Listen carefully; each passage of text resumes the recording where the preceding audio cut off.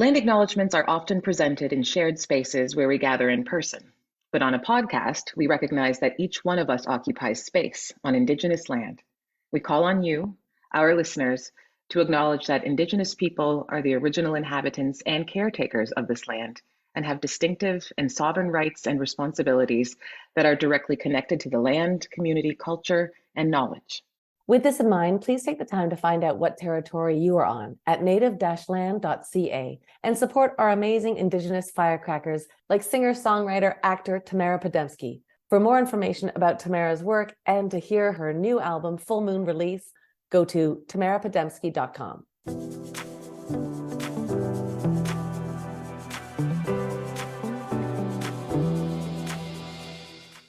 Well, hi there. I'm Naomi Sneakus. And I'm Amanda Brugel. And this is the Blaze Sessions.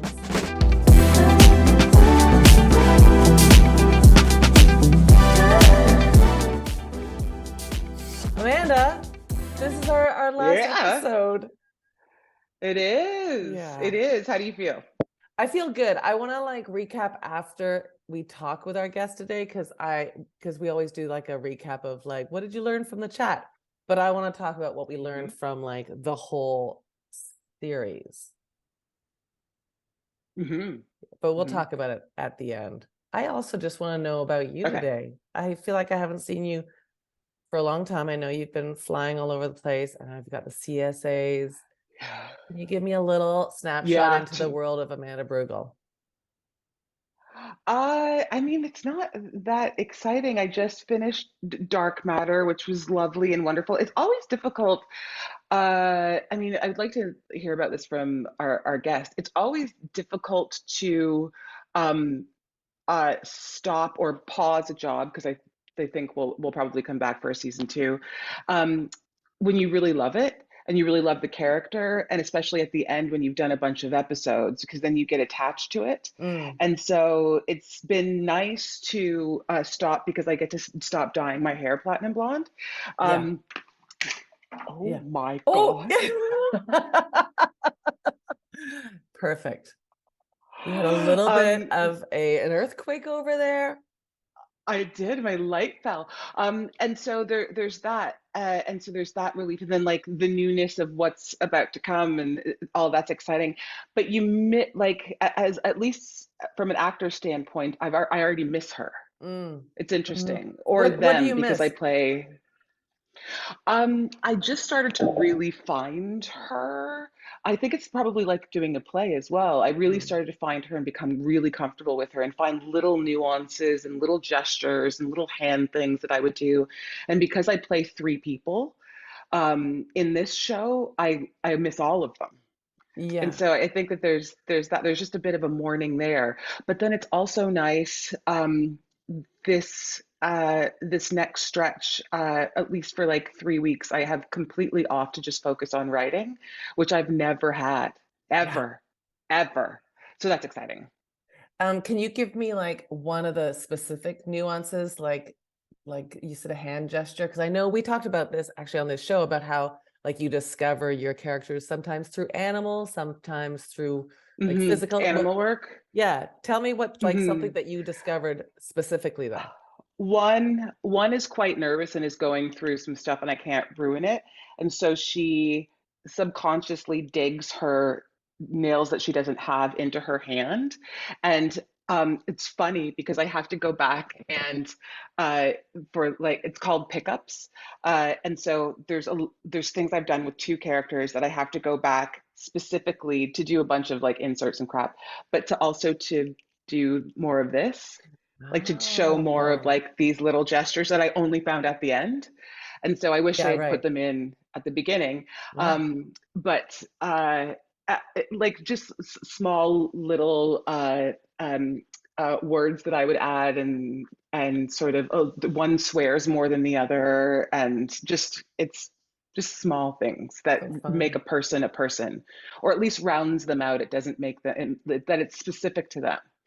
So then, I mean, I can't wait. I can't wait to see you play these 3 characters. That'll be such a dream to be the audience, but also must have been a dream just to do that too, and just to see the different things that you discovered. Yeah, it really was. It really was cool. And then with the idea, the show is kind of, I don't want to ruin anything, but it's the idea that I could, in another season, be more of the same, it's a different versions of the same person, which is Mhm. really cool because Yeah. we're always different versions of ourselves depending on the day. Yeah. Agreed. Agreed. And then you're switching your Mhm. brain into writing. Yeah, yeah, But that's it's been good. like your first love, right? So now you're gonna be like, oh my gosh, do you want to go? Should we go to my cottage and write in separate rooms and then meet for meals? Okay. Oh, well, your face said your Meet voice meet said yes, and then your meet face for said meals? no. Like we meet, like you go Meet for right, I go, meals? yeah, like we'll see you for breakfast. Off you go. See you for lunch. Off you go. Oh yeah, You know how yeah. I meals understand work? what you mean. I didn't Okay, know. cool. Yeah. That's fun. Yeah, maybe. And then we'll be like, Yeah, no more yeah. chatting, back to work. It'll be good to like have accountability partners. Oh, accountability and boundaries, and especially if you're not working on the same thing, then you don't get sensitive to it. Yeah, it's true. That would actually be real fun. Yeah, Okay. I'm yeah, serious yeah. If about you're this. working I'm on not separate even just things. like putting this idea out there for nothing. I would love to do this. Okay. Does your cottage Wait, have a roof? yes.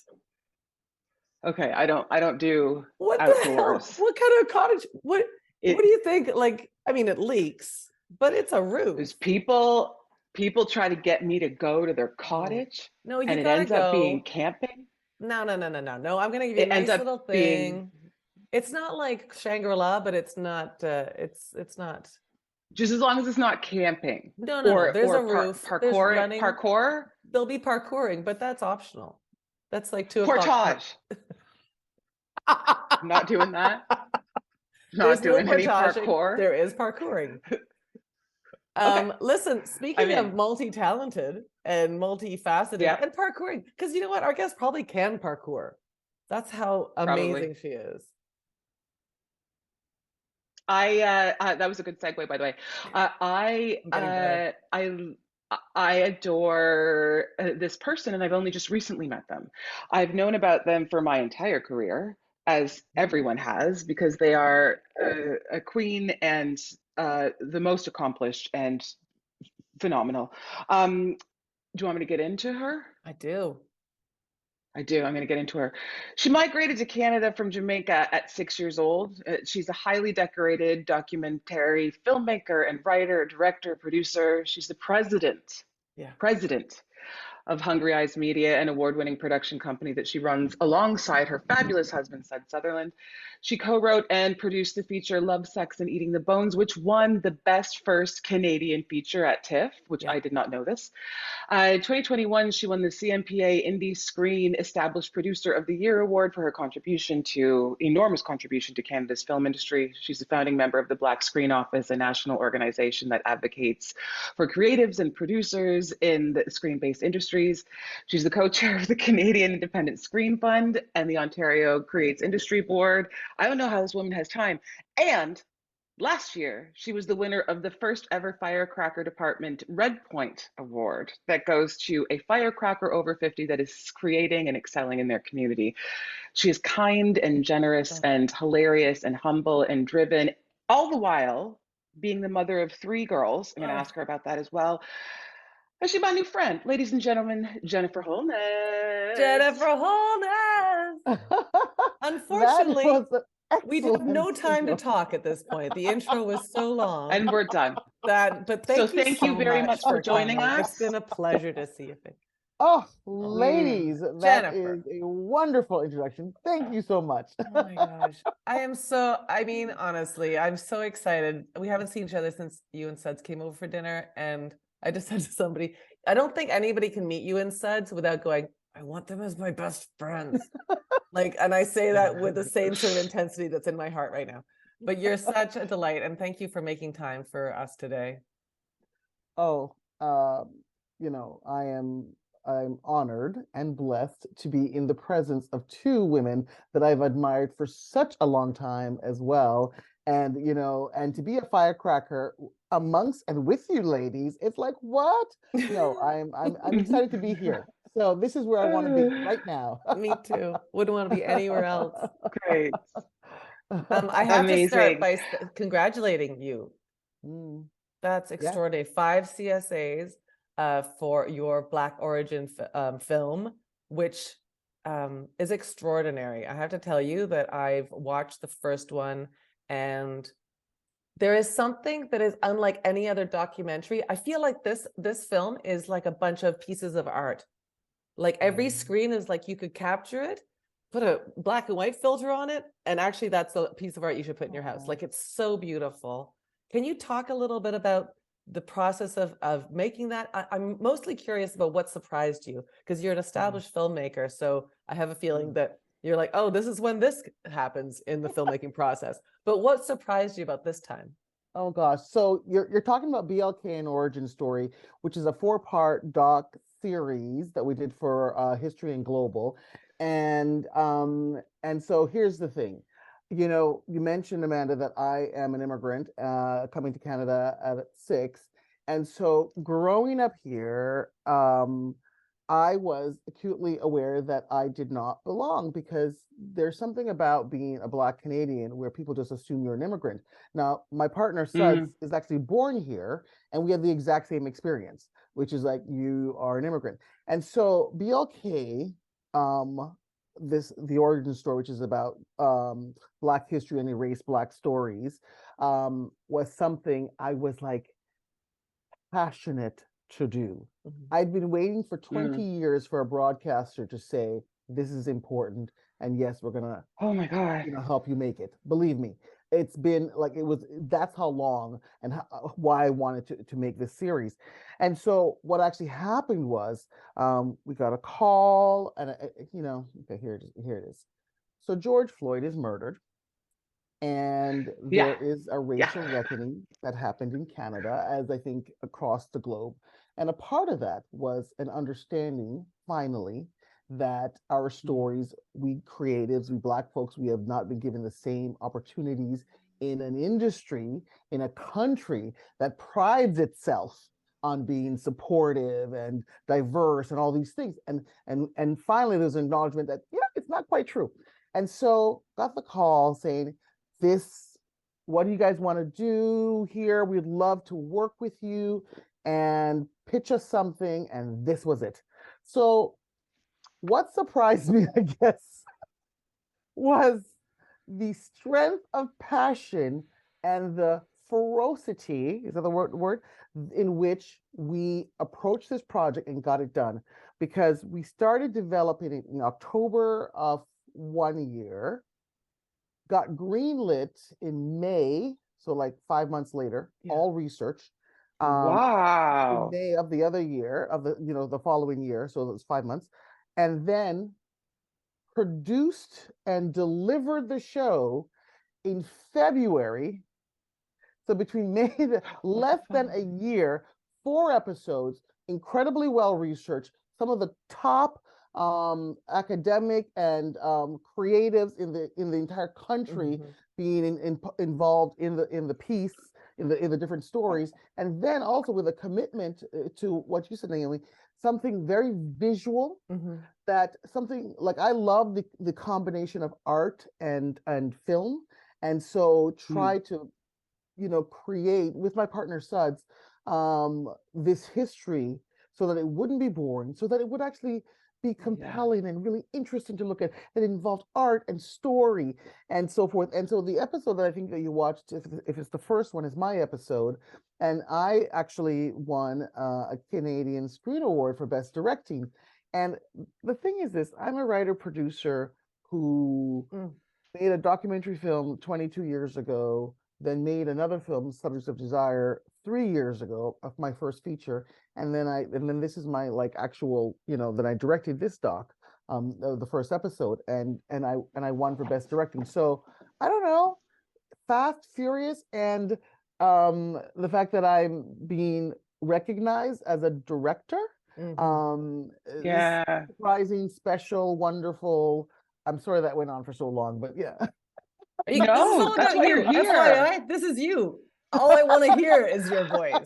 Come on now. I I'm curious to know about the stories. Like, did you in the research, and you said you had well-equipped researchers working with you.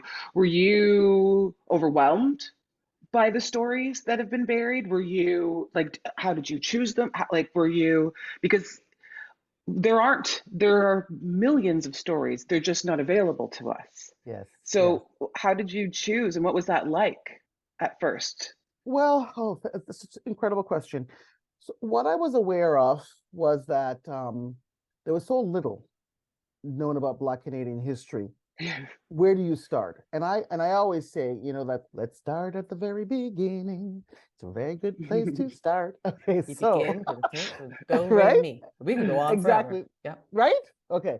So it was like, so what does that look like? So we came up with a theme, and the theme was, where did they come from?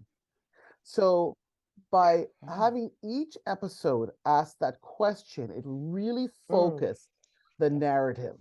So, for example, in my episode, the Nova Scotia episode, and I also co-directed the Vancouver episode, but in my episode that I wrote and directed, um, it was like, where do they come from? Well, I knew that there were Black people in Nova Scotia. Like, a specific group of Black people in Nova Scotia, different from Yes. our understanding in Ontario and other places. There was an actual community. And so I was like, so where do they come from? And then it was like, oh, wait a minute. These were the original Loyalist soldiers who were a part of the Book of Negroes, who came on boats, um, uh, like hundreds of ships, with 30. There were over 3,500 amongst 30,000 white settlers who came all on the same boats. And it was actually kind of awkward because here were Black folks with the people who were enslaving them, on the same boat, with some of them carrying their slaves. Very awkward, I would think. And so that was, like, okay, but then wait a minute, there's more. There was these Jamaicans. How did Jamaicans get to Halifax? And it was like, oh, these were the Maroons. I'm Jamaican. My family has Maroon background. I'm like, oh my God, connection. And then the third group was, the Black refugees. And so in asking that question, it was like I discovered that Halifax didn't come from just one land in one group, but like three distinct epic migrations, right? So that helped me tell the story. And then I discovered that the last royal governor general, lieutenant governor general, had a Black mistress, and had a child with her.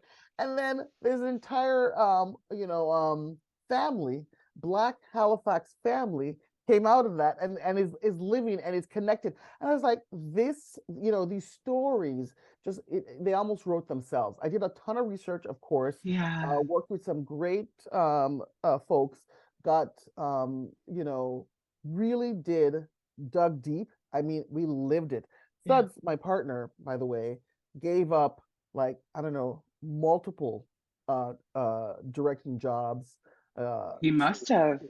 to work with, for us to do the project together, for a third of the money. But it was because it was just so important, and these stories were so rich. So, but coming from the point of view of where did they come from, really pinpointed what the stories would be.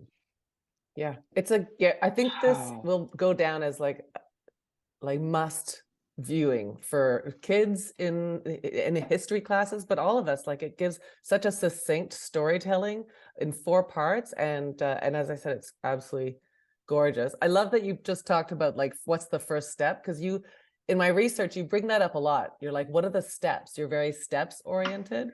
Do you always start with theme when you think about projects? How do you launch yourself? I think theme is, for me, essential to writing. I love writing. I started out as a producer. So my partner was a writer, director coming out of film school. It was the man, like that thing, and he's wonderful. And I started writing because I was always writing, but at some point I was like, oh, I'm actually doing that writing thing too. And, and it's important that I'm not just a producer, because my energy, my spirit Mhm. always was connected to the words on the page. And I've always loved this idea of writing being where you take something, you grow something from nothing. I'm a gardener. All, you know what I mean? So Mhm. going back to the question about theme though. So for me, theme is essential to story. It's Mhm. like you have to start from some place. And so Yeah. what when you drill it down, what is this really about? Right? What is this Mm. thing really about? Is it, right now I'm developing a 1 hour drama um story, and the theme is about family and how we break apart, come together, how we are our worst enemies and our best loves, what that all means. And it's in a context of a really interesting show engine, but the theme of family and relationships is central to the Yeah. series that we're developing. So I have found that it's a really helpful way to think. I am also, um, strangely enough, well, maybe not strange enough, I am a producer as well. I am very methodical in some ways, in the sense that I have to figure it out and in my mind. And I literally go to bed talking to myself about it so that I will dream about it. So I will Wow. think about it. And when I wake up in the morning, it's the first thing on my mind. And sometimes my brain provides the answers for me. So, it's like, but that's how so because it's so essential to living. Story is for Mm. me the most powerful thing, or one of the most powerful things on this planet. The reason why I think we have the outcomes we have is because one group of people got to tell the stories. Yeah. And Yeah. um and now, as we're actually having more voices telling the stories, I think we're going to see actual change. I don't think change comes from talking to people and so forth. I think change comes through story. Mhm. And I really try to immerse myself into the process of story. I love that. And Love being exposed to it's maybe even the same story, but being exposed to the different people telling it in different voices in their Mhm. own authentic voices. I was last night was watching a new show called Beef that the entire Oh cast yeah. is Asian American, and I think it's the first time I've seen a 1 hour drama where it's just predominantly Asian Americans. Not a different story, not anything crazy, but how differently I interpreted it. Just because the people that I was watching look different than I do, it's incredible. So that being said, I agree with you on the story. Um, Speaking of first steps, I want to go back a little. I know that you went to York. I went to York for poli sci, and you were about to go into Osgood Law School, but you had a bit of a health scare. You don't need to go into anything that you're not I comfortable mean, with, but I want to it's a know what movie. happened. It's the Jennifer Holness What movie happened? that needs to be made some point. You were going to go to law school, and then you started directing music videos. What happened? Okay. How did you? Yeah. Okay. Because this is a triumph. Like I have to say that people have like, oh, this happened to me and then I persevered and I got over. But you had like a health scare that Yes. yeah, I, it I, shifted everything. listen, I'm very comfortable talking about it because it happened so long Okay. ago. So I had a brain aneurysm. I had just graduated from York University. I have a specialized honors in poli sci. I think it's like policy analysis, and um, and that was for my mother, by the way. Yeah. Yeah, happy birthday. Yeah. You know, and so I was trying to. I didn't know what I wanted to do, and my mom was a single mom, Caribbean, Jamaican. She didn't have any way to guide me into the arts. You know, she thought I was weird, writing and Yeah. dancing and being, just a different kid, but she wanted me to be like my older sister, who was very accomplished. She has a business degree, all of this stuff, like that, the stuff that you admire. And so I go to York and I have this poli sci thing. And then I got a letter saying, your marks are so high, we invite you to apply to Osgood Law School, all this kind of stuff. And I was like, Oh my oh, God. fuck, no. this is not what I want to do. And then I'm trying to figure out how I'm going to tell my mom that I actually, want to possibly become a filmmaker with not a single Oh day God. film studies, you know. Love it. And then I had this brain aneurysm. And by the way, I'm dating Sudz Sutherland, by the way. Like you had So just met each other, hadn't Oh you? God. we dated for 7 months and the man proposes. So 2 days after he Oh he my proposes on God. Christmas. 2 days later, we are having a workout competition because we were Oh my ridiculous. Of God. And course. I have something pop in my head.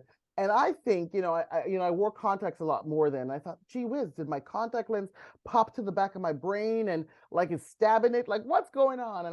And so we walked to the bathroom, and I guess that little the pain just was overwhelming, and I started to have paralysis.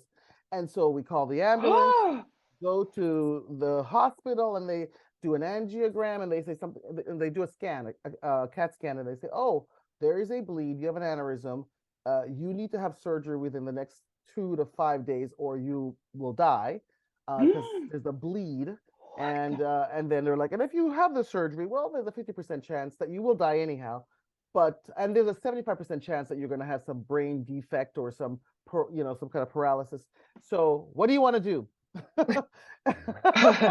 Go, right? Literally. Thankfully, Sudz, by the way, who saved my life, because I probably, when I had the pain in my head, I was like, kind of like, oh, I didn't want to make a big fuss.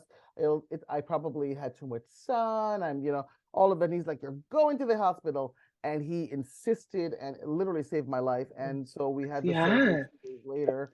And many stitches. They opened my brain, they put a clip on it. There's a clip in my brain as we speak, and has been since I was in my 20s. And then they said, don't do stressful work. Anybody who works in film and television knows how ridiculous that is, right? Yeah. Yeah. And I immediately Oh, decided to continue to actually to pursue what I wanted to do, which was film and television work. And I was actually okay to tell my mom, because she was actually happy I was alive. Yeah. Good news, Oh, oh bad God, news God. now. she can do whatever she wants Yeah. now.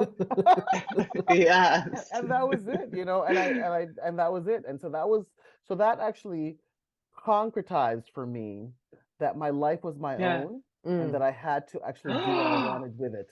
Yeah. Yeah. Yeah. So yeah. Wow. Wow. Isn't it amazing that It's it amazing. takes something like that for us to reclaim our life, like for us to give ourselves permission to live our lives? And it's for our parents or our kids or our friends, or it's fascinating, and it's such a human thing that we Hmm. do. We do this and we don't give ourselves permission until something is like very much at stake. It's Yeah. interesting to me. I feel Anyways, like those come up a lot though. Like with you, Amanda, I remember you speaking about your divorce and the death of your father, and like yeah. Jennifer's like brain aneurysm. There must be a point that you're like, oh, the old brain aneurysm that happened so long ago. And then there's another shift that goes, hey, don't forget, live your life, and make sure you're creating things. I don't feel like you do many projects that aren't like desperately purposeful. I mean, I don't see anything that doesn't come with a huge message and a huge story. Yes, it's unfortunate or fortunate. I don't know which one it is. But here's the thing. I grew up in a certain way. I was a really happy kid. Um, I don't know if I understood everything about who we were. We didn't have a lot of money. We weren't valued per se, but I was obsessed with story and reading, and I understood there was another world Mm. outside of myself. Like I would read it in books, and I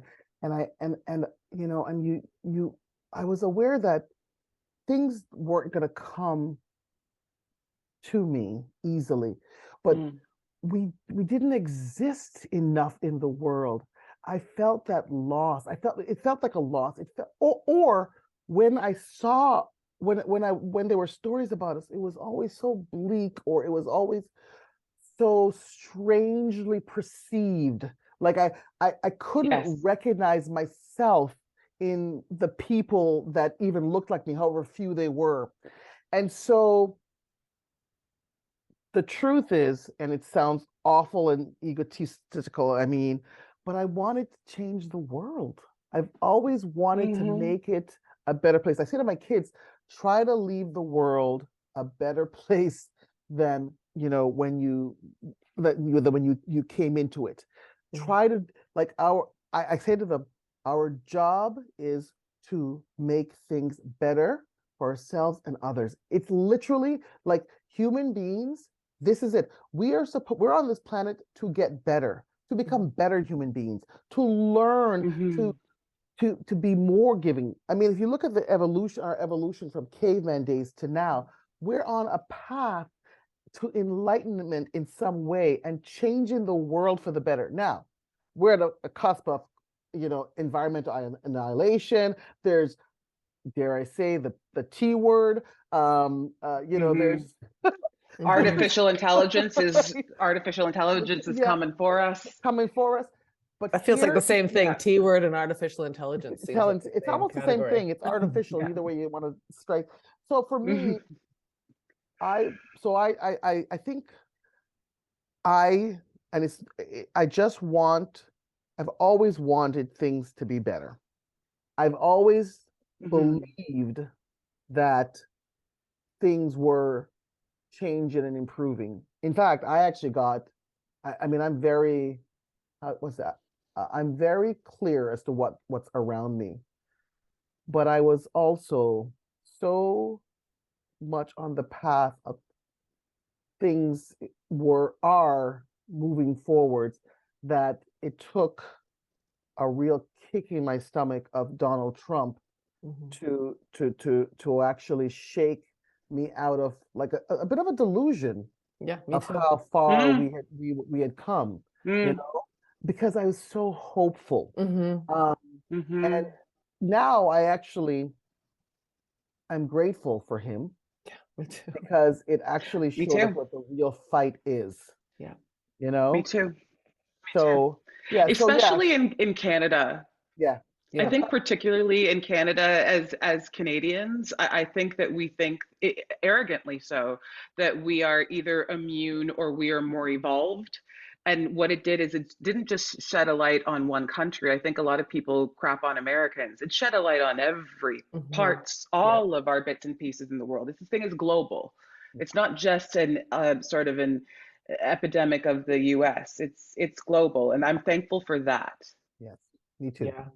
Me too. Yeah. So to answer your question, I do take on things even when they're light, like my last documentary, it's about beauty. Is beauty light? Actually, it's not, it's about power.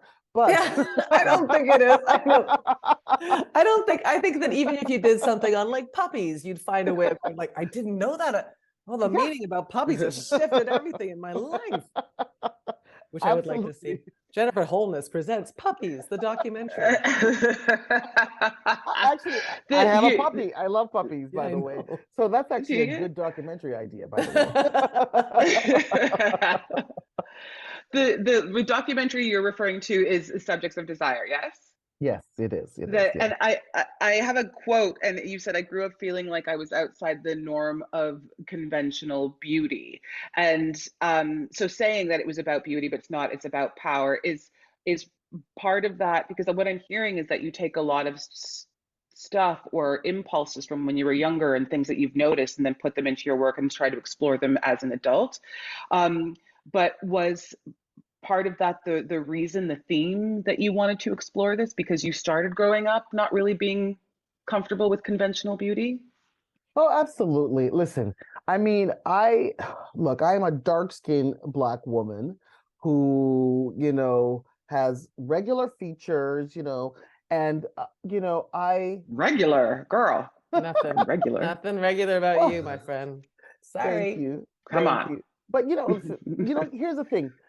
I was who looked like me? Who looked like me growing I, up? know, It was, I hear you. you know what I I mean? hear Like you. Whitney Houston was like Yeah. my goddess. Tina Turner, who did not look like me. I love, because it was just like I was clinging to the sense that someone who looked like me was considered beautiful in the Mm. world Yeah. because you are judged by that. And then when you're actually darker complected, there's a whole colorism thing. So, but I got Holy moly. Yeah. right, right. But I got Oh, comfortable girl. in my skin a long time ago. But I know when I was a kid, when I was a teenager, I mean, tears. Like I didn't look a certain way. I didn't feel good about myself. Yeah. So while I put that aside and sort of embraced all of this, whatever that is, you know, I then had girls. I had teenage girls, and I was like, we are beautiful queens. We are amazing. And then they turned around. I was like, I don't feel amazing, mom. I don't actually feel pretty. And I was like, what? It's still here. That the Oh, thing yeah. feeling when there was actually no one, and there wasn't Beyonce, there wasn't Lupita, there wasn't all of this, there wasn't makeup, there was nothing, and you still feel exactly the same, even with some of these changes. So I definitely, I felt like it was this sick feeling inside me that was like, Yeah. I have to talk about this in some way. And then I thought, Yeah. I also need to bring something to the table in this conversation that um, we really haven't seen. Because look, this is the thing, Amanda. Us Black women, we talk about some of this stuff in our basements amongst Oh, ourselves. yeah. We do not Yeah. talk about it, and we haven't historically in the dominant culture. So when Chris Rock makes a documentary essentially saying that Black women are stupid for perming their hair, not looking I at know. the history that has Of made why. like of why that was Of literally the why. only option for Black women who wanted to Yes. progress Yes. at one point from many Yeah. decades. This is the only way you could progress, not looking at that, not understanding it, not even caring. It's and then having, to be honest, my white friend saying, oh, you perm your hair, isn't that isn't that dangerous? Don't you Is are that you damaging? damn it, Why are you all this kind doing of stuff. that? Exactly. Yeah. And not know anything else about us. And so I wanted to get it right.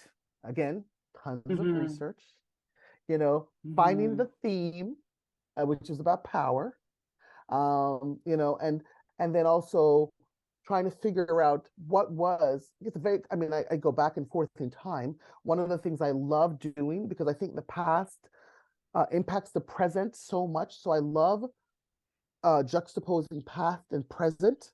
So figuring out how to do that in that film, and speak to Black girls and women, but also white women who really maybe Yes. didn't understand us, and wanted to say, Yeah. look, we're not hostile, because there's a narrative about the angry Black woman, all this nonsense. We're not hostile. You just never paid that much attention to us, and this is what you should know about us. So those are some of the Yes. things I wanted to, address for it to be a conversation piece. I wanted the film to evoke conversation. Hmm. I have to tell you, it was very helpful and beneficial to me, and I'll try to say this without getting emotional because you mentioned colorism and touching upon colorism. I didn't really realize the place of privilege that I sit at, being a light-skinned Black woman, being a biracial woman, the texture of my hair alone, and uh, and things that I have found difficulty, or how I difficulties with on sets, or how I felt alienated my whole life.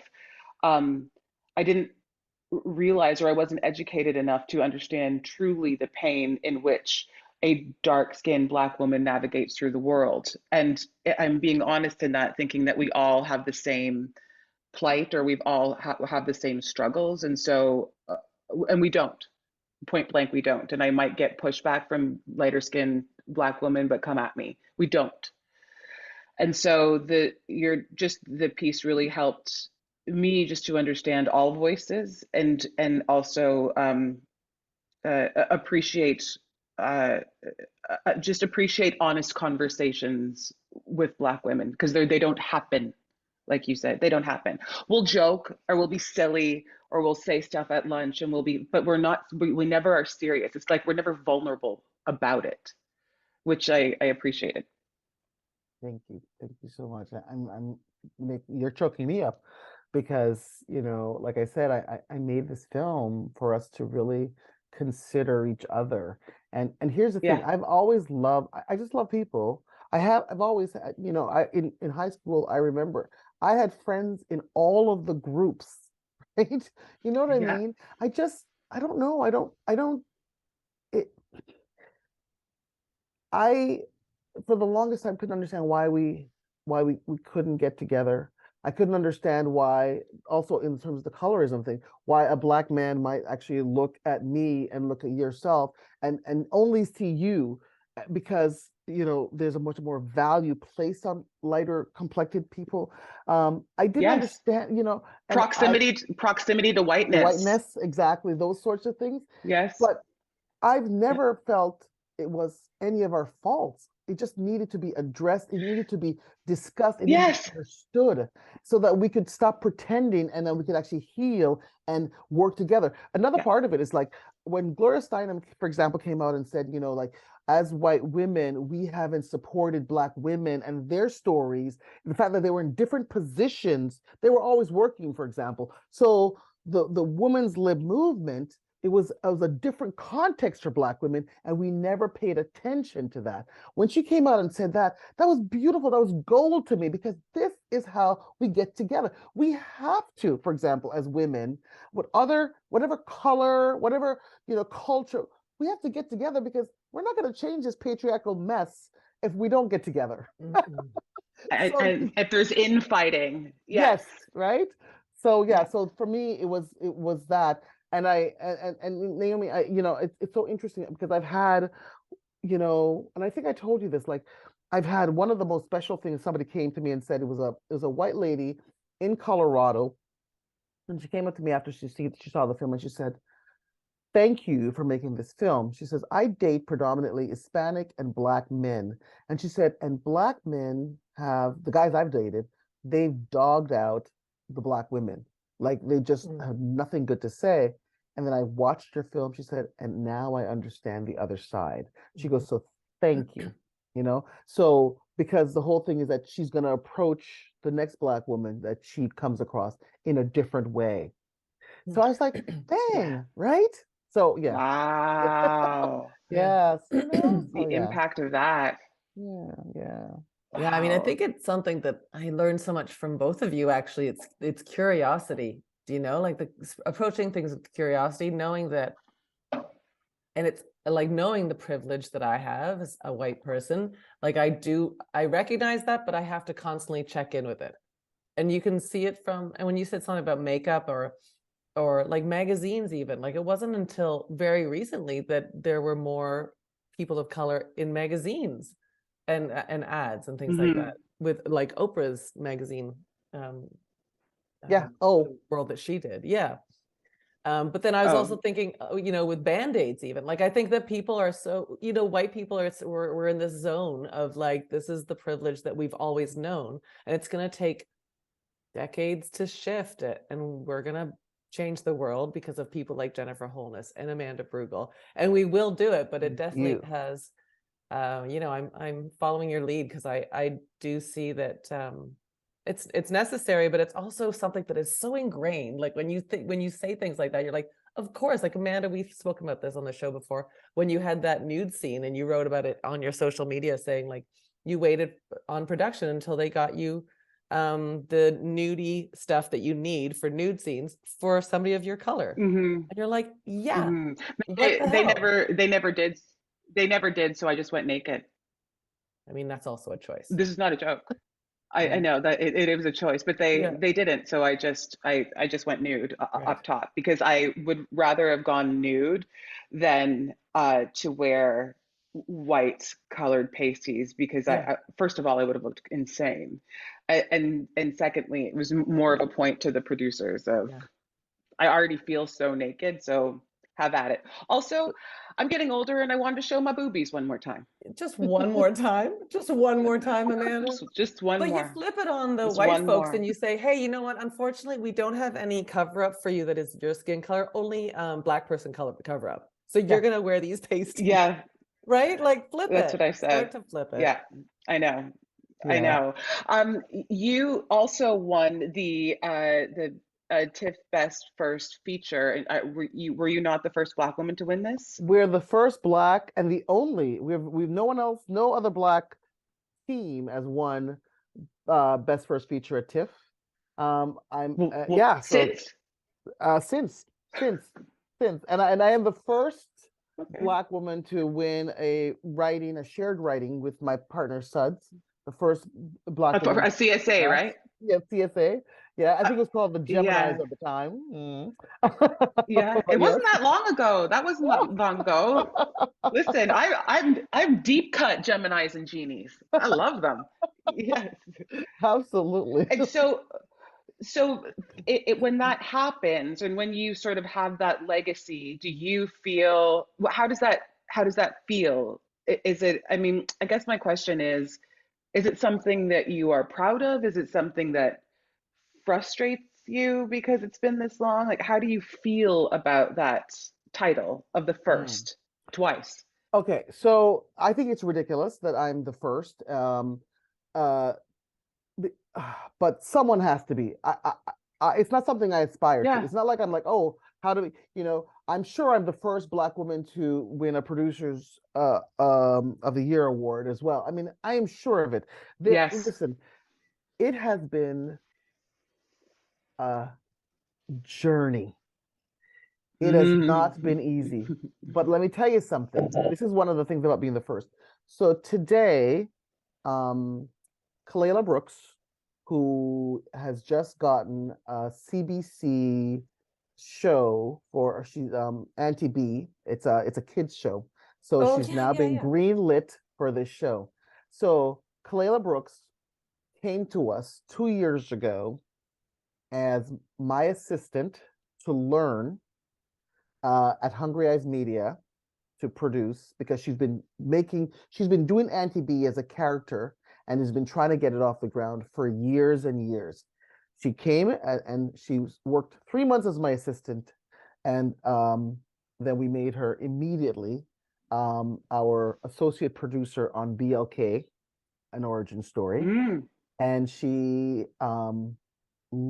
the she was incredible.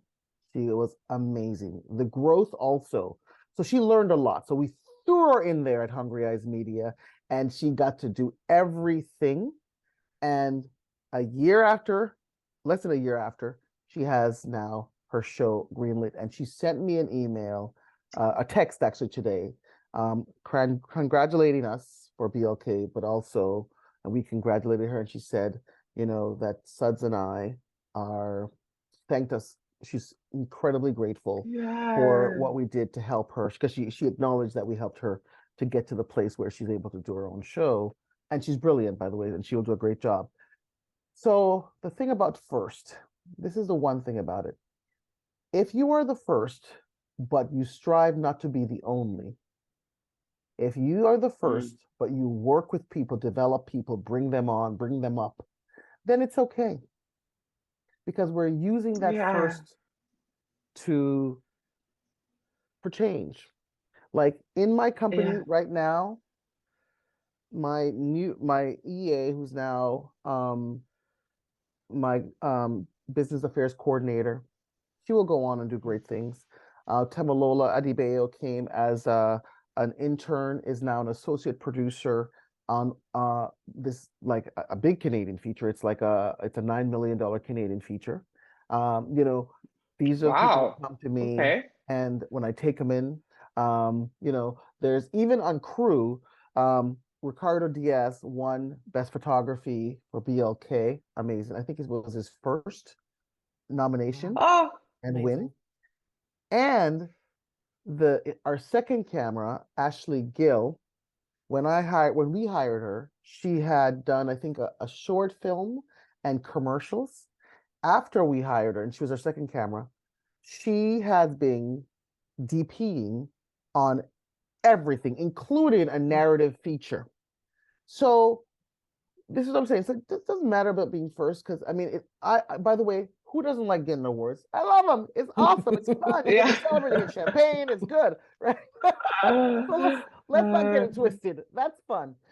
But if you use your first status, the fact that you've gotten something off the ground and help bring people up, then it's all right. It's all right.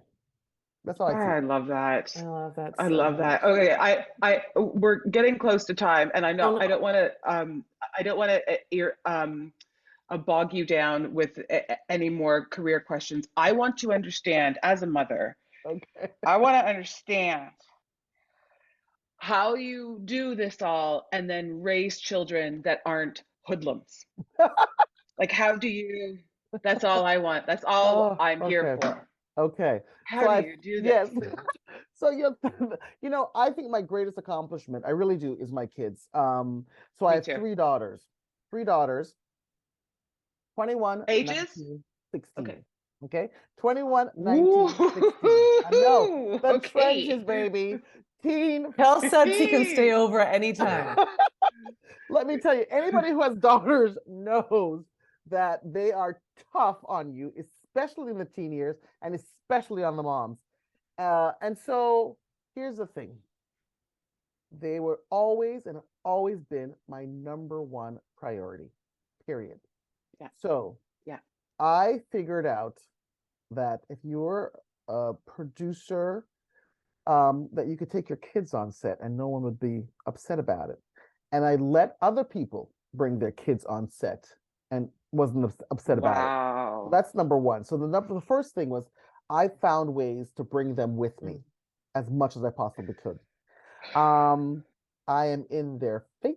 So my kids, by the way, they text me and email me almost every day. The ones that don't live here. There's only one that lives with me right now because they're in university. My oldest graduates from Western. She is a 80s and 90s student. My middle daughter Oh has my a God. 3.9 out of 4 GPA. My youngest daughter, she goes to UTS, which is an academic school in Toronto, one of the top academic schools in Canada, and I think the world. So what I do is I tell them marks aren't what's important, your effort is. And Yeah, you, that's your nice. job is school right now, and one day you'll have another job. So put your best effort into it. I will not be mad at you for a bad mark. I will be mad at you for not trying. I love you. Anything that you want to talk about, I broach every topic. I was like, there's 3 of you. One of you possibly will be gay. So let's, so I do that let me know. too. Let me know because I want to like have some fun. I'm like I made it as easy as possible for them to talk to me I about love that. anything and everything. I'm uncomfortable. I'm outrageous. I'm raunchy. I'm silly. They think I'm a little bit nuts. I try to twerk. I mean, I do it all because I want. Yeah. And I really try to meet them where they're at. And I think maybe the most important thing is that, at least because I have multiples, I made sure they understood that I valued their differences, that I did not seek Yeah. for them to be like this one or that one or whatnot, that the differences, they're all different, very different, that I value them and I saw them and I tried to meet them where they were at. And Sudz is an amazing father. So that Good also team. seriously helped. Now, I don't know. You never know what can happen. You do the best you can. You literally do. But I know that my kids, my daughters are really beautiful human beings. And Yeah. I think they're super smart. And it's not about smart in the way of like they want to be good They're people curious. and they're Yeah. very Yeah. I get that. yeah. Emotional intelligence for me is the thing that I've tried to foster from the beginning. I don't care what your marks are. I don't Yeah. care. Are you an emotionally empathetic, intelligent human being? That mark's not going to mean a damn thing when you're Thing 20, but are you going to completely. Are you going to stand up to bullies? Are you going to be a fundamentally good person? Because we're running out of them. Thank you for answering that. I'm going to steal all of it. Hey, wait, you had your burning question, but I know we're gonna go over, but it's Jennifer Holness, so suck it. I have to say, like, I did read about your after the pandemic, and you hit a road where you're like, I don't know. I don't know if I want to go on. This has been really challenging. And I feel like creators like you, like Amanda, like myself, people always they're like, oh, we're so busy, right? Oh, look at Jennifer Holness. She's just winning awards. Look at all the things she's on these panels. She's so busy. She's creating without the recognition that A, it's hard, and B, it's not without stepping back sometimes and going, am I still on the right track? Can you talk a little bit about Yeah. just like how do you maintain your drive, especially after pandemic when you were like, what's it all about? I always think it's my what's it all about Alfie moments. But can you speak a little bit about that? Absolutely. I think that for me, as a Black woman, I was not raised for self-care. I really wasn't. And again, and it even could be the fact that I'm a dark-skinned Black woman as well. We're not seen as the ones that you're gonna put into a nice home and like No. and you get to be in the big house and so I really always A pushed spa myself. day. Why don't you take a spa Spa day? day. Like, Exactly. What's no, what? It was no, not a thing. no. And so for me, um, when I came to the place where I was just like, I was exhausted, I felt like I was beating down doors and I was being either because I spoke about the challenges for our community. I was actually in a couple of places where it was sort of like not blackballed, but like not yeah, like I was not because if I said something like I felt like this was unfair treatment, it was literally perceived as me being hostile, which Oh Lord. not and it was very demoralizing. It was like Hmm. and then the other thing was that we didn't have we were working so hard and we weren't getting the same results and I was just exhausted by it and I felt like I was ready to give up. It was the lowest point in terms of my professional career. And then the other thing is, I mean, I got COVID 2020 at the very start of it, and it was very bad. And I just wasn't taking care of myself. And so Yeah. I think the black screen office, starting the black screen office helped to reinvigorate me because it was like the idea that we could build a national organization that could speak to this change.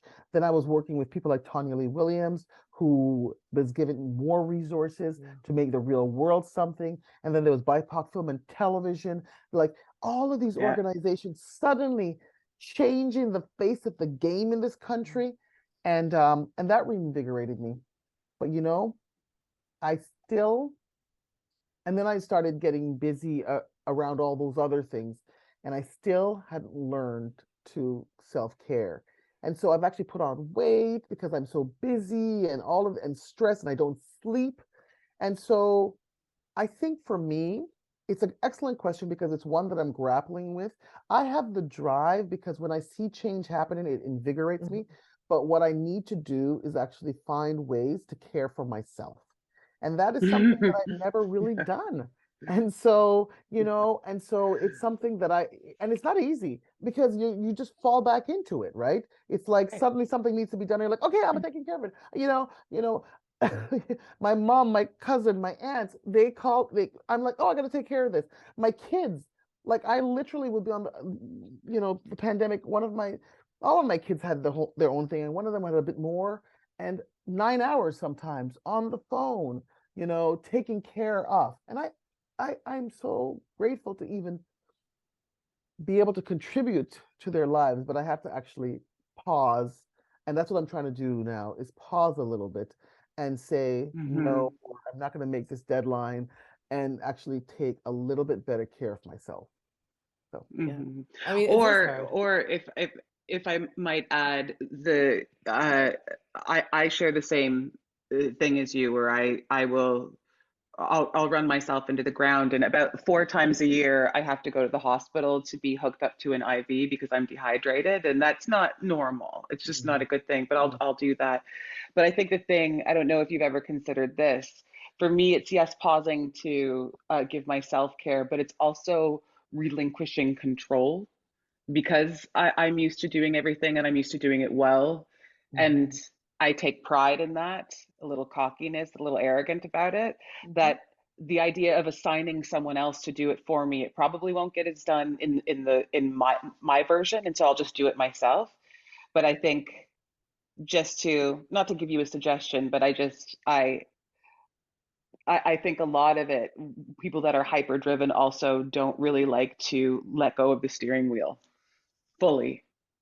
Yeah, I think that's a part of it. The one thing is that okay, so I run the company, and here's the thing. I want to give it to them. I just want them to do it Hmm. the way that I do it, in the sense of the Yeah. results. Because here's the thing. I'm tireless when I take something on. I think we're all like that, right? I'm tireless. I will make it. And I think that sometimes I come across people and they're like, yeah, I'll get it done. And I'm like, "Oh, okay." And then, or they'll do something and it's like, it's at half the level that I want it to be. So anybody who works for me, by the Yeah. way, I am tough. I am tough in the sense that I hope to have fun, but like if you deliver, you're my love child. I'm like, oh my God, let's hang, let's drink, let's like, Mhm. but I, but I, when I don't see it being done at the level that I think it requires to get the green light. Mhm. So Yeah. this is where I have the issues. It's not so much because honestly, I'm like, why are like I literally sent an email to my one of my staff members today about something that I'd asked them to do and they hadn't done it. And then I'm like, okay, I don't need to. I shouldn't have to email you to remind you. You To should come to me Yeah. and remind me for stuff.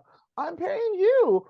I want you to remind me, not the other way around. So I can relinquish it, but it's very difficult when it's not at the level I want it to be. And that's To get what the green so light. yeah. I Yes, get it. get the green I light. get it. Yeah. And you guys know, what it takes. Yeah. And that's, if I can offer anything to the industry when people work with me, I push them to be their best selves. And sometimes people get very mad. They're like, I don't want to do this shit. Yes, I Who's do. this woman telling me to do this? And and others do, and they learn so much, and then Mhm. they leave because they should, and and they become who they want to be. And that is the Mhm. most beautiful thing Mhm. possible. And I love self-care it. looks like different things for different people too, right? Like I think the tricky thing is with art, I think I'm doing self-care because I'm creating, and that's the thing that I love the most. But the truth Yes. is sometimes that's also the thing that's depleting me the most. And something you just said, which was like something that you did that changed I guess changed the air, like, and reinvigorated you. And sometimes you need to do that, like change your air, go do something else, find a different art to focus on so that you're not just Yeah. like on one track. I think sometimes, and also, do you find this, Jennifer? Like you want, like, your passions are directing, writing. You became a producer to support those two things. And sometimes the producer thing is winning and the writer director is like, hey, what about me over here? So it's a Exactly. really, I find that that is when Mhm. I'm like depleted the most, is when I see the imbalance in my efforts, that I'm more producing than creating. And I'm not saying producing isn't creative, but I want to act, I want to write, I want to direct. I don't want to be Yeah. producing only. So that's for me is a Mm. like a, oh, that's a sign. You're absolutely right. One of the things, look, I produce for other folks when I don't need to. I actually don't need to. I could just do stuff for Suds and myself. Yeah. And I do it because I really like what they have to offer and I really want them to succeed. So that is what I do. And it takes away. Yeah. I mean, I'm producing four different projects that's not originated from us, plus our own original projects, right? Yeah. It takes away. And so when I say time, you can see how, plus all the boards I'm on, 3 kids and 2 dogs, it's sometimes insane. Um, so that's what I'm grappling with right now as well. So what does self-care Yeah. look like for me And you know, so what I've said is like, you know, there's a bunch of people I'm working with and helping, and then I think my next phase, my next, like after I get those, my next phase is going to be to concentrate more on um my myself, because I've never, I mean, you know, everything I do, it's with all these other things happening. And I don't know what it's like to actually concentrate on one or two things. I've never had that. And if those, and I think sometimes if I did, what would my career look like, you know? But you know what, listen, I am so grateful and so blessed that I'm that I can make the work that I have made. And I have to tell you, it's been very hard work, ladies. There's nothing has been given to us. When I came into the industry, I didn't even have a day of film and television studies, even, you know, Self-taught. self-taught, you Yeah. know. And then, you know, I went to the film center for like a producer's lab, and that's literally my main, you know. And by the way, when I went there, I'd already produced a bunch of stuff, so I actually knew all about Yeah, production and right. whatever. So You're I was like, there to actually meet people because I didn't know anybody, right? right. You're like, Um, this is a waste of time. I could be like producing I was right like, now okay, I know instead of how learning to how to do this thing. produce. Come on, let me just bring on the telephone people. Let me meet the people I need to know, to, you know, to get to the next stage. Yeah. You know, so look, at the end of the day, um, I think my next 5 years is going to look a little different than the last 5 years. But it's but I do, I'm so hopeful that I want people to get there too. And so I try to, you know, but it's a tough one. It's a tough one. We'll see. It is. Well, I could talk to you No. forever, but yeah, we're nearing the end. Listen, we do this thing where we ask rapid fire questions, Oh blazing gosh. questions, and answer the first thing that comes to mind. If you get it right, that's great. If you get it wrong, we'll just connect. We just disconnect. We hang up. That's it. Very Perfect. That's hardcore. it. Amanda has Okay. rules. I'm a bit Okay. more Okay. flexy. Yeah. Okay. Yeah. I'll leave. All right. So let's start. What is your least favorite word? My least favorite, no. Love it. Yeah, mine too. Who would you love to work with? Viola Davis. Oh, that would be a good You're combo. that Oh, universe? three, yeah, three words to describe your life right now. Full of joy. Oh, What's one thing that turns you on creatively? Oh, words actually turn me on creatively. I love words. Sexy. yeah. Sexy. You can make sexy words.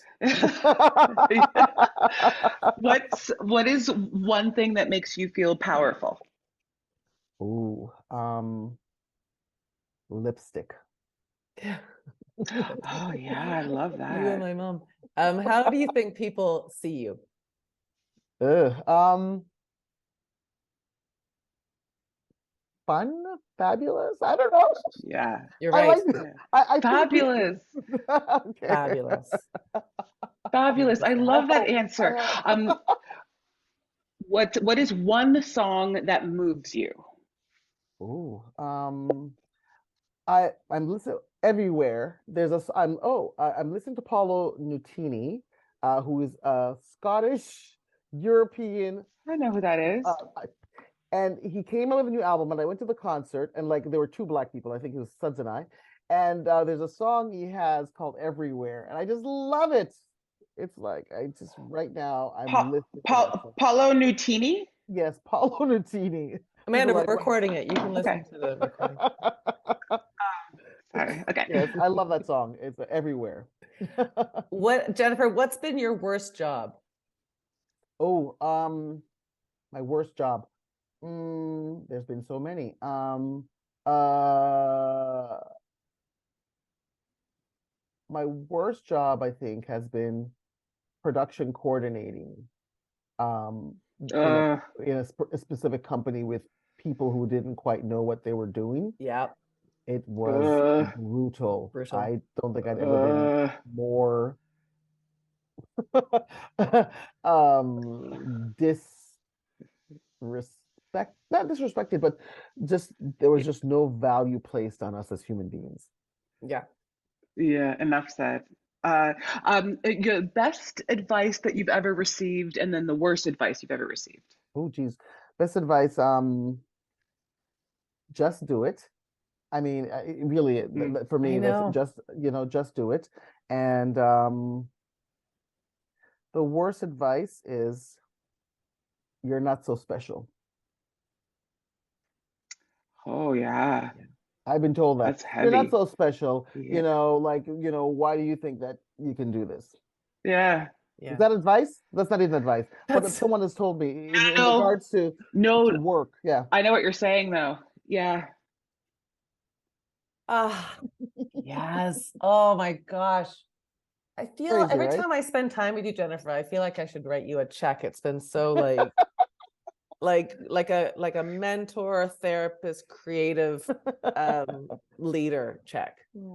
So good. We Yeah. always try to wrap up Thank these you so episodes much. with shining a light on somebody else. So so we take whatever we're talking about here and try to bring the attention to somebody else. Amanda and I can go first, so you can have a second to think about it. And firecrackers and women or non-binary folks in your life. Amanda, do you have somebody for today? I do. I have my agent, Barb Godfrey. She Nice. started her own agency. It's called the Yes. Arthur Agency. It's named after her father. She's a hustler. She's my best friend. She's been phenomenal. And I'm just really proud of her. It's scary out there to start a company on the cusp of a massive film and television strike. And so she's, yeah, so Barb Godfrey. Proud of Mhm. her. You? Mine's Nilu Honda, who I don't know if you know Nilu, but she oh my God, funny person. I know her from originally from being just in comedy world. We were in Canadian Strain together. Now then writer, actor. She was on Avocado Toast Working and moms. Working Moms, writer on Baroness, writer on Jan. all your favorite shows. And now she's show running Run for the Burbs. And I'm just jazzed to watch what she does next. I think she's extraordinary. That's amazing. Well, I actually already said it. Kalela Brooks, Yeah. Yeah. Auntie B, Mm. kids show for CBC. This is something that she's been playing that character for a long time, and now she gets to do it in her own show. Love it. I mean, if you have kids out there, look out for Auntie B. And Kalela Brooks is one of Yeah. the best people I know. So I'm wishing her tons of luck, and I'm so proud of her. Jennifer, Well, thank you Jennifer, so we're much. proud of you. Oh my We're gosh, we're proud of so you, proud of damn it. you. Can I just say, like, you have one of the best qualities, which is you've married the ability to be humble but proud. Like, I don't ever see you not recognizing the value that you bring to the table or the work that you've done, but I see it and done in such a gracious way that I just go, yeah, I'm just gonna buy whatever you're selling. I'm on any committee that you need run. You need dancing bears at your parade. I'll figure it out. Whatever you need. I'm gonna call Ben you. Holness for mayor. Thank you for your time. Thank you so much, Jennifer. Oh, no, ladies, this was a wonderful conversation. I was looking forward to this in my month. I was like, this is going to be a good time. So you delivered on that. Thank you for making this such a good time for me.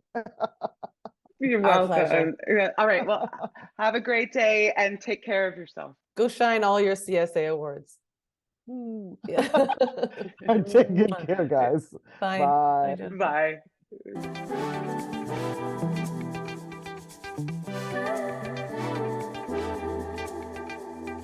Beautiful last one. Yeah, that was really great. Don't you feel like I feel like beautiful. Jennifer just has so many great pearls of wisdom that I'm just like, hold on, I gotta ask you about this. Like when they were over for I dinner, know.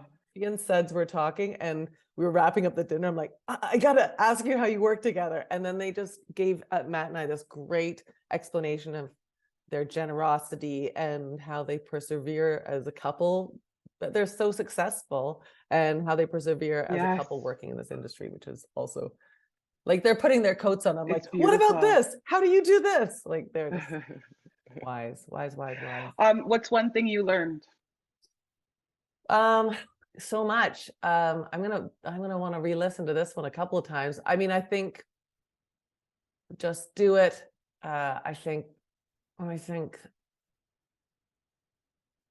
the storytelling's big. I think the theme, this is one thing I'm looking at your projects and developing a theme right off the bat. So it's almost like your thesis statement. So you can keep coming back to it. I think that was really, really important for me to hear. How about you? That was mine, but I think the thing that really resonated with me is that if you're first in something or you've gotten to a certain level of success, the importance of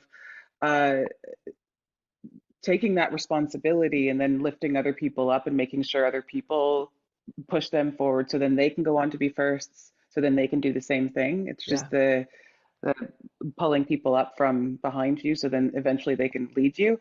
That really resonated with me.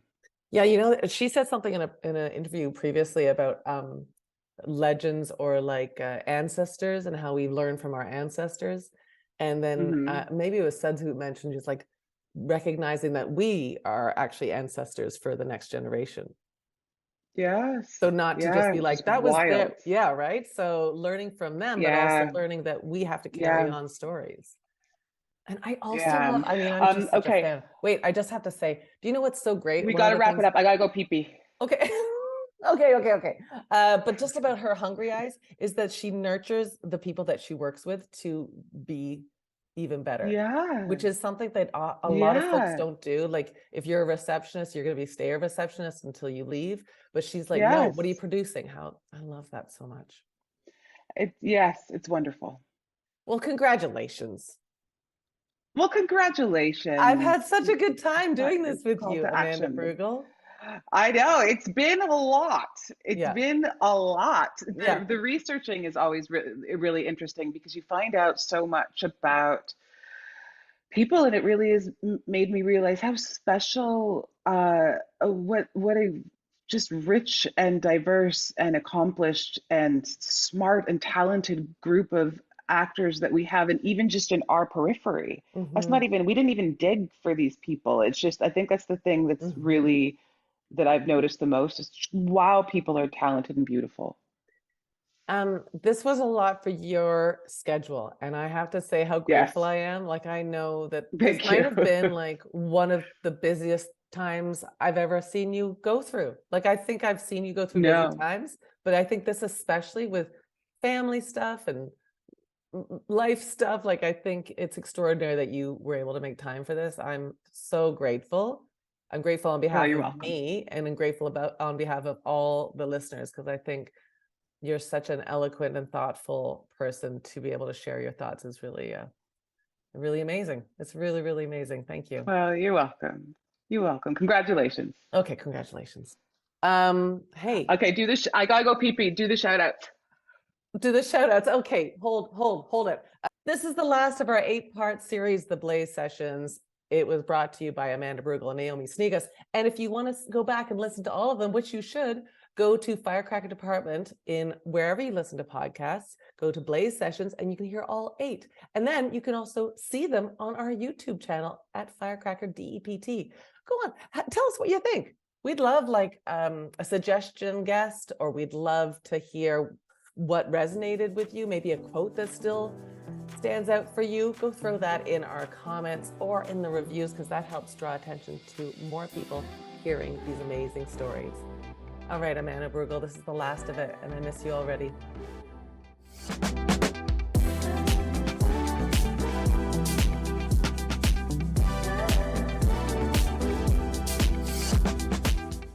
The Blaze Session is hosted and produced by myself, Naomi Sneakus, and Amanda Brugel. Jennifer Morose is our consulting producer and cheerleader extraordinaire. Pal Carranza is our communications manager and content creator, with support from Chelsea McKenzie and Morgan Walker. Original graphics by Vicky Breyer-Breer and Becca Buddygag. Anna Moroden is our firecracker of all trades, with doing our YouTube artistic management, our newsletter, and also content creation. Jennifer Rowley is our amazing sound designer and basically editing wizard. Rebecca Gismani does our show notes and additional writing. Sedna Fiati does our outreach and consultation management. Srishti Jaiswal is our video editor. Music by Sophia Canali and Arthur Kaplan. Big thanks to the entire Firecracker Department Actioneer team that keep this community going. That's Veronica Martin, Anita McFarlane, Pau Carranza, and Liesl Lafferty. For more information about the Blaze sessions or the programs, workshops, panels that are offered through the Firecracker Department, go to firecrackerdepartment.com and follow us at Firecracker DEPT on all your platforms.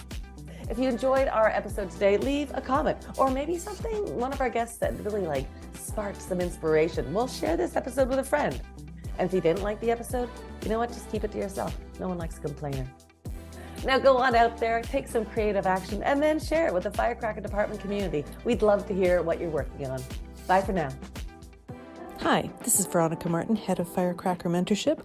Thanks for listening to the Blaze Sessions.